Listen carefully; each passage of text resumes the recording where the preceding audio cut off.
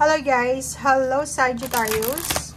Welcome dito sa aking channel, Kapalaran 888. Welcome!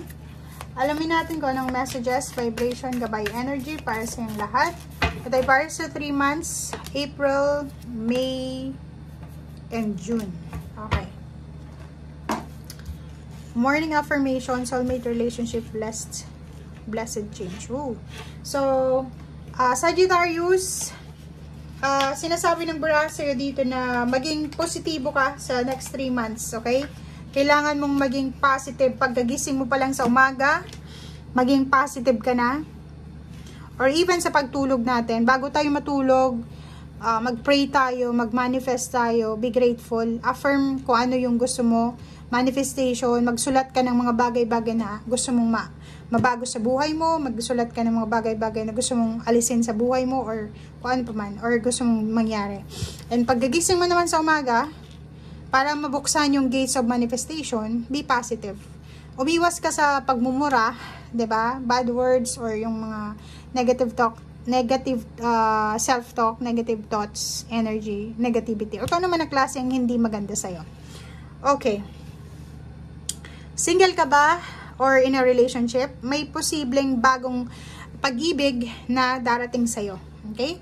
May isang napakalaking life change or napakalaking pagbabago sa buhay mo na magdadala ng great blessings. So, isang unexpected ito. Unexpected na major life events na pwedeng magdala ng pagbabago or pwedeng magdala ng blessings sa'yo.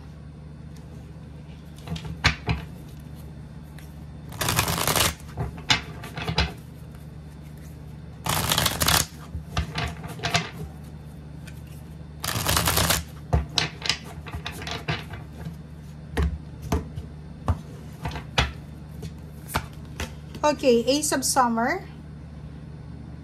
Wow. So yun, may bagong pag-ibig dito na darating. Single ka ba? Or looking for a relationship? Kasi sinasabi na, dalawa yung baraha mo dito eh. Buksan mo daw yung puso mo sa pagmamahal. May magsisimulang bagong romance or bagong intimate relationship. Or posibleng in a relationship ka na, mas magle-level up yung relationship mo. May magbabalikan na magkarelasyon.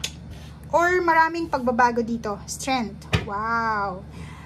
If ever man may mga pinagdadaanan kang issues sa buhay mo, emotional, financial, pamilya, trabaho, or kung ano pa man, kailangan mong magpakatatag. Kailangan mo ng katatagan dito, strength, courage, bravery, diba? Para ma-overcome mo ang mga challenges na to. Okay? Yun, may mga kailangan din tayong maging mabuting tao, magpatawad, and kailangan nating tanggapin kung ano yung meron tayo. Kung ano lang yung kaya natin, tanggapin natin to, Sagittarius.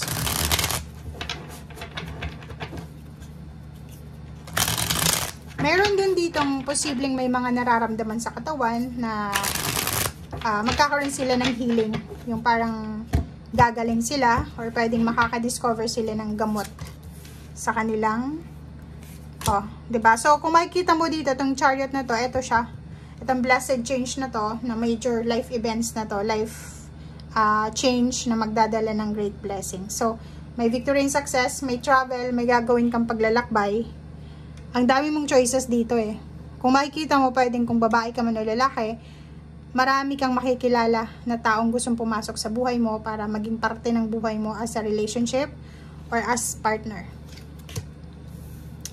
Kaso lang, yun, ang tanong, kailangan mong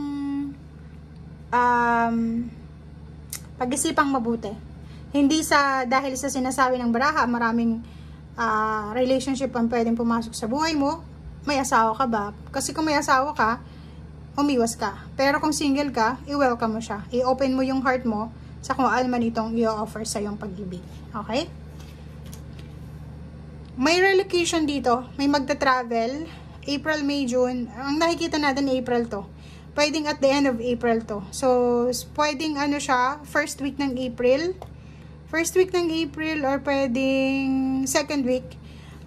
Nakikita natin dito na ikaw ay magta-travel para mag-meet sa karelasyon mo or pwedeng maghanap ng trabaho sa ibang lugar. Comment down below if resonated ka.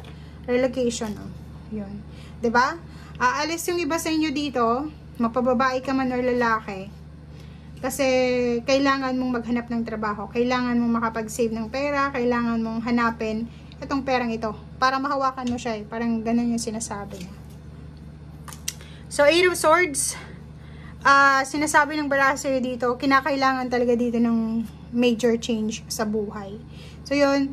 Ang pwedeng magbago dito sa'yo, itong blessed change na to, is yung travel. Pwedeng, itong pagta-travel mo na to, itong paglilipat mo ng bahay, pupunta ka sa city, siguro, or pwedeng pupunta ka ng ibang bansa, or pwedeng pupunta ka sa lugar na doon ka makakahanap ng trabaho. Diba?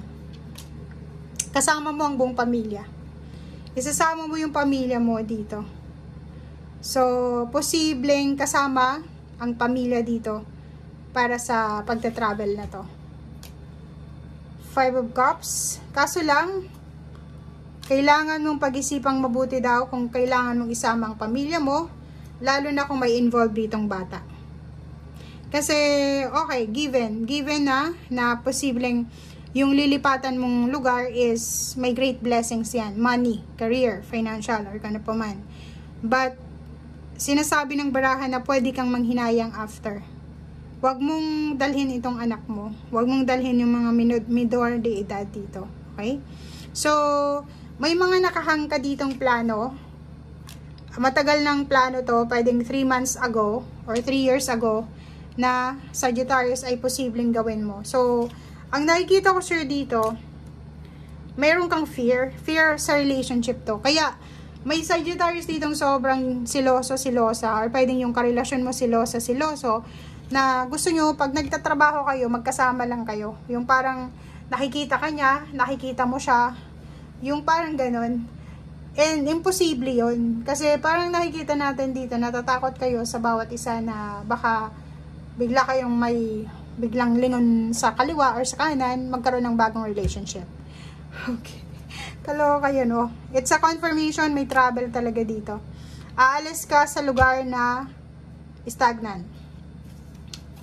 Okay? Maraming balita ang darating, maraming mga offers ng work, contract signing. So yun, maraming parang sinasabi ng Barasir dito sa Sagittarius, maraming mga tao ang in short, in demand ka for the 3 months na to.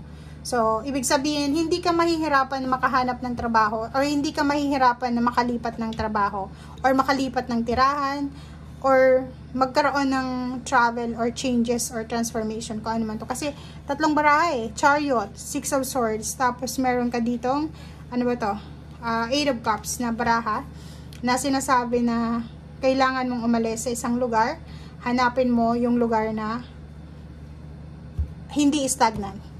Yung lugar na doon ka aasenso. Okay? Thank you guys. Bye!